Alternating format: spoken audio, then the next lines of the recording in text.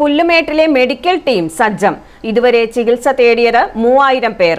സത്രം പുല്ലുമേട് വഴിയുള്ള കാനനപാതയിലൂടെ ശബരിമല സന്നിധാനത്തേക്ക് എത്തുന്ന അയ്യപ്പ ഭക്തർക്ക് എല്ലാവിധ ആരോഗ്യ പരിരക്ഷയും ഉറപ്പാക്കുകയാണ് പുല്ലുമേട്ടിലെ ചെക്ക് പോസ്റ്റിന് സമീപം സജ്ജമാക്കിയിരിക്കുന്ന വൈദ്യപരിശോധനാ കേന്ദ്രം. പ്രാഥമിക ചികിത്സ നൽകിയ ശേഷം അടിയന്തര ചികിത്സ ആവശ്യമായവരെ വണ്ടിപ്പെരിയാറിലെ സാമൂഹിക ആരോഗ്യ കേന്ദ്രത്തിലേക്ക് എത്തിക്കുന്നതും ആംബുലൻസിന്റെ സേവനവും സജ്ജമാണ്.